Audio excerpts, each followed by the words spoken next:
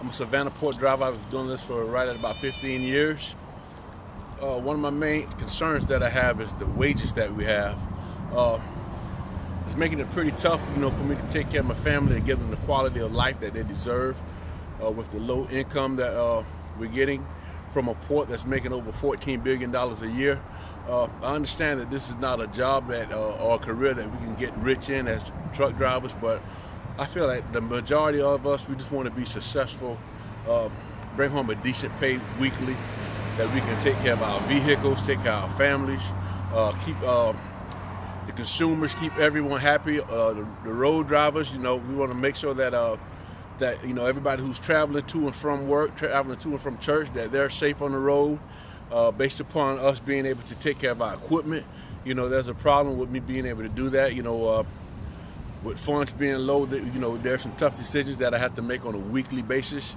Do I buy new tires from a truck, or do I put food in the refrigerator? Do I send my kids to daycare this week? It's just constantly always a struggle of making tough decisions on what I got to do, because there's never enough income at the end of the week for working in a $14 billion a year port. And I really do feel like we need to do something about that. Thank you. My name is Carol. I've been a port driver in Savannah for 8 years. As far as our income is concerned, it's kind of hard to manage our bills with our income that we receive. By the time we've taken out for fuel, insurances, our electronic cell phones that we have to have at the companies that we're with, by the time we get all deductions and then it's time to pay bills, we're down to nothing. So we kind of have to choose bills or family. You can't afford health insurance with the income we bring home. My children are on the verge of losing their health insurance right now. It has to do with being an independent contractor and employee. They feel that we make too much money for the health insurance, and when we're done paying for all the deductions, we're down to nothing. They count us before our deductions, and we look at it after our deductions. And after deductions, you can't afford a premium on our health insurance. It's just hard, especially with a family. Kenny Steele, port driver in Savannah for 10 years. We truck drivers need to have a voice at the port, meaning when the port get together with the ship forwarders and the Walmarts and whoever of the country, we like to be in on the talks, and because we have input. That's number one. Number two, safety, safe chassis, save lives. We need to try to have an equal share on what we're getting for the business part of it, so we can do a better job for safety. I like to send my kids to college. The other drivers like to send their kids to college. It's an industry that have left port drivers out. That's all I got to say. We have issues with tires, such as tires are being split. The split does not go down to the cord. Therefore, roadability will not change the tire for us because it has proper tread depth. The casings are dry rotted, will not be changed. Within DOT date, supposedly, we're forced to drag these containers with these split tires down the highway, endangering public safety. When the tire has a failure, the driver's responsible for the tire, has to call road service. You may be on the side of the road for an hour, 3 to 4 hours, waiting on the tire guy to come and fix a bad tire. Highway. Then you're stuck with a tire bill. You turn in a tire receipt to the company. Some cases you get your money back. Some cases you don't. That tire may cost more than you may even make off of the run. In most cases it does. If the company, in most cases, does recoup the tire fee, sometimes it's never passed back down to the driver.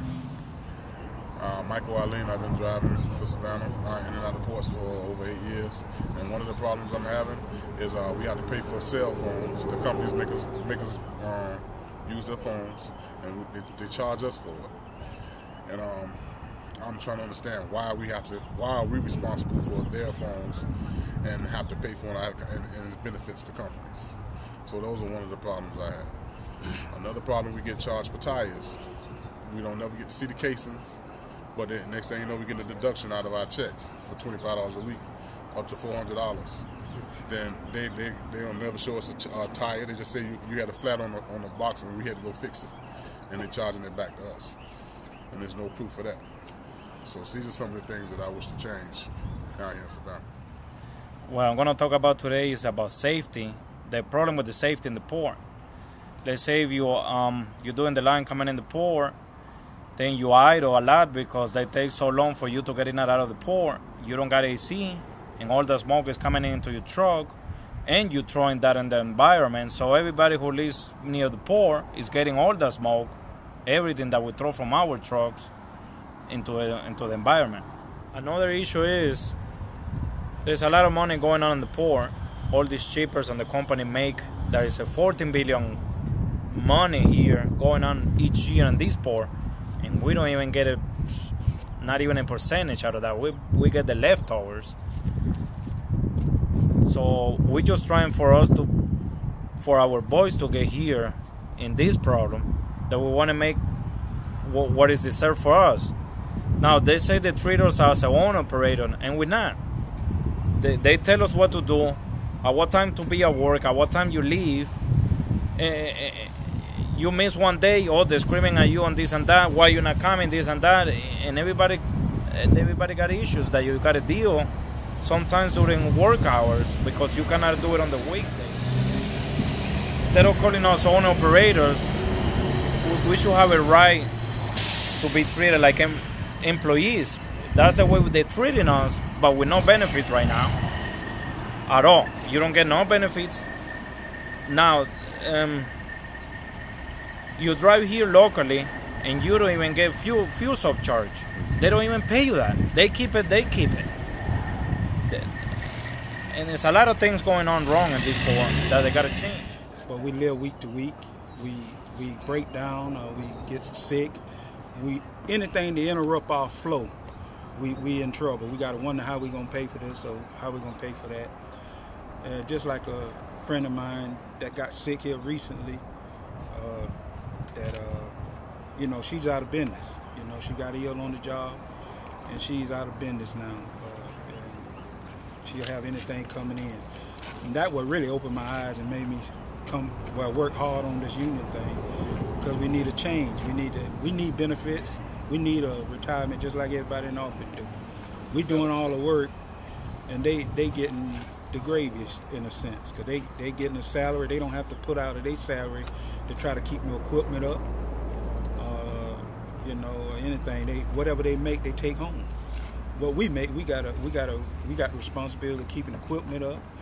We got then they want to charge us. They just coming up with stuff they charging us for. And on June 1st, we have an event right here in Savannah, Georgia, called Make the Port Work for Us.